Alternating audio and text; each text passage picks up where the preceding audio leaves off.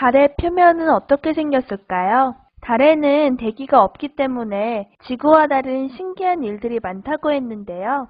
달의 표면은 어떻게 생겼고 또한 그렇게 생긴 이유에 대해 함께 알아봅시다.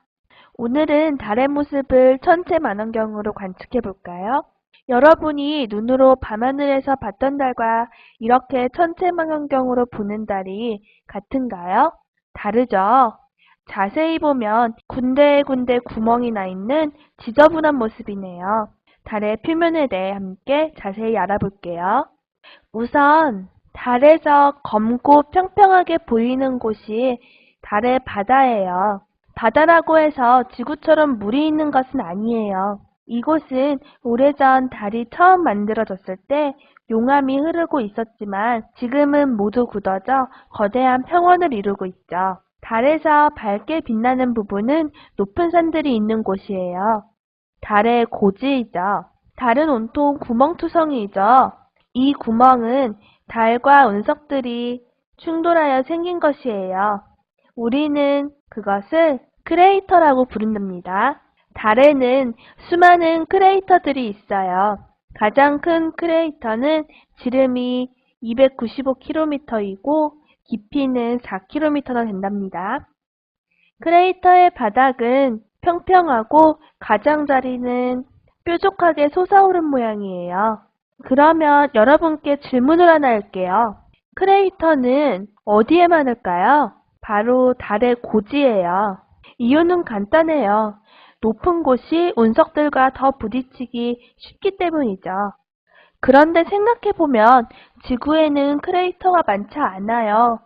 그런데 달에는 참 많죠. 왜 그럴까요? 그것은 달에는 대기가 없기 때문이에요. 지구에도 수많은 운석들이 떨어진답니다. 하지만 지구는 두꺼운 대기를 가지고 있죠. 그래서 대부분의 운석들은 대기권과 마찰에 의해 불타버려요. 밤하늘에 보이는 별똥별은 바로 운석들이 대기권으로 들어오면서 타는 장면이에요. 바로 여기 보이는 사진과 같이 말이죠. 간단한 실험을 하나 해보죠. 여기 맛있는 케이크가 있어요. 종이공을 힘껏 던져볼게요.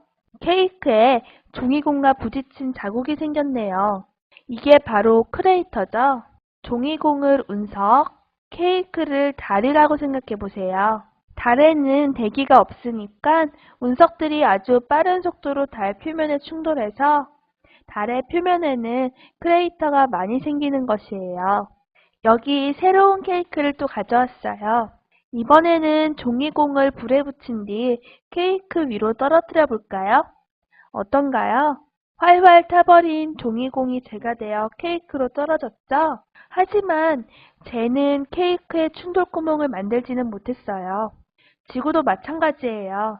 대부분의 운석들이 대기권에 들어오면서 공기와 충돌하여 타버리기 때문에 지구에는 크레이터가 생기지 않는 것이에요. 달 표면에는 고온 모래와 먼지가 많아요. 운석들과의 충돌로 인해 큰 바위들이 부서졌기 때문이죠. 하지만 달에 모래만 있는 것은 아니에요. 아직 운석들과 충돌하지 않는 바위들도 있으니까요. 그렇다면 달의 바위들은 어떻게 생겨난 것일까요? 달의 바위들은 달이 처음 만들어졌을 때 용암이 식어 생긴 것들이에요. 그래서 달에는 검은색을 띠는 현무암과 비슷한 바위들이 많아요.